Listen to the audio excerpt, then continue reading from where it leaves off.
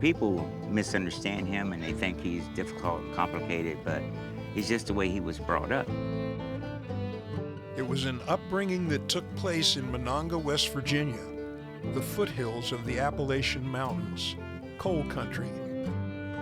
The majority of the people that went to school, their dads worked in the mines.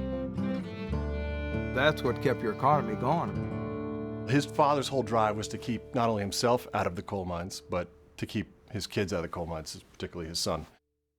Saban's father was known as Big Nick and the most important influence in his life. There's the right way, there's the wrong way, and there's Big Nick's way. And Big Nick's way was always the right way, but it was pretty high standard. Big Nick owned a Dairy Queen and a gas station where his son worked. That was the hardest job I ever had.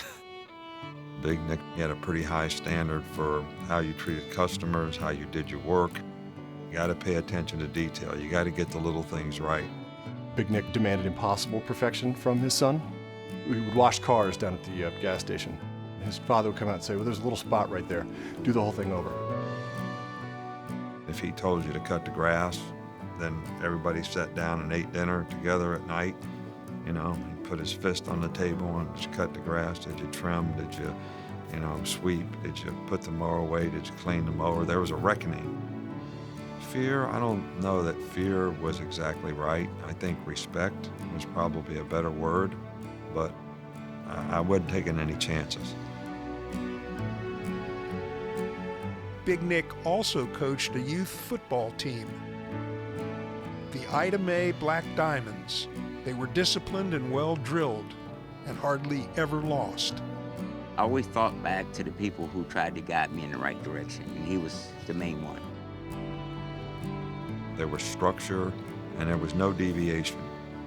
I mean, if you didn't do it right, you didn't play. He demanded perfection from everybody.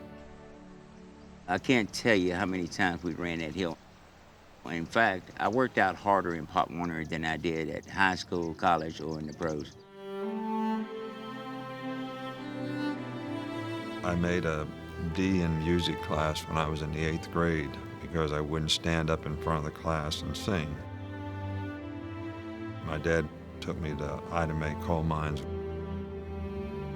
We went down 500-some feet, and he said, this is where you're going to end up if you don't get an education. I mean, if you've never been in a coal mine, you don't understand.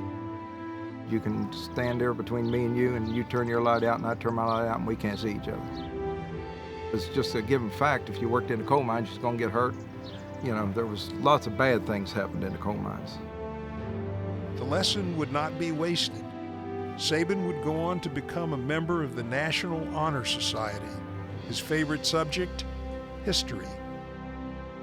He was never one of the guys with his classmates. They all said he didn't go out and drink beer. He didn't stay out late. He did play football, though, and by his sophomore year, he was the starting quarterback at Monongah High. He spent hours picking apart the game film with his dad, and his senior season, he led the team to a state championship on a broken ankle. He wasn't the best player on the team. He wasn't the second best player on the team, but he was our leader. We didn't have but 300-something people in the whole school. For such a little school to gather up that many great players to win state championships was fantastic. But the afterglow wouldn't last long. In November 1968, there was an explosion in Consolidation Coal's No. 9 mine. It was actually the change of shifts between midnight shift and day shift, and you get gas in the mine, they turn off the fan, and I guess the new guy that came to work turned on the fan, and it caused an explosion. There was another explosion today in the mine, but the company ordered 2 more holes drilled into the shafts to find out whether any of the air down there can be breathed safely. Air samples would reveal that the tunnel couldn't sustain human life. 78 miners were killed in all. And you could see it blowing up for weeks. My granddad worked at that mines, and I remember guys that used to come in my dad's gas station, Dewey Tarley or whoever it was. I mean, I remember these people like yesterday, and then they're just gone. It changed a lot of people's lives. That's 78 families. It wasn't about football no more. That's our life, and we go back at it, and we don't get discouraged. Saban graduated from Monongah High School in the spring of 1969 and began a football odyssey at Kent State University in Ohio that fall. To see him come from them humble beginners and hear them stories that he, went through working at that gas station, how he was raised. He took pride in that stuff, man. Hold up, do it again. It drove him to being the coach that he is today, to being the man that he is today. DBs, get on them. Let's go. Stumble bum first. On September 22nd, 1973, Nick Saban was in his first coaching job as a graduate assistant at Kent State when he got word from home. Big Nick had died suddenly of a heart attack. The father would never see the son coach a game.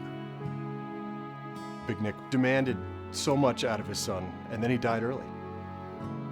Nick, to a certain degree, never really got to sort of fully please his father. You guys are soft, man.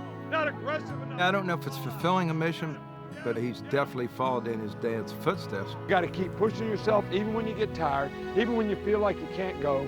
All right, that's when you take the next step. In the end of the day, if you meet your maker, he's not going to ask you what your won-loss record was. He's going to say, what kind of person were you? It's just a fact that people in Monongah are going to support him. He's my best friend. Like when I got sick, he was one of the first people who called. I love him more than anything.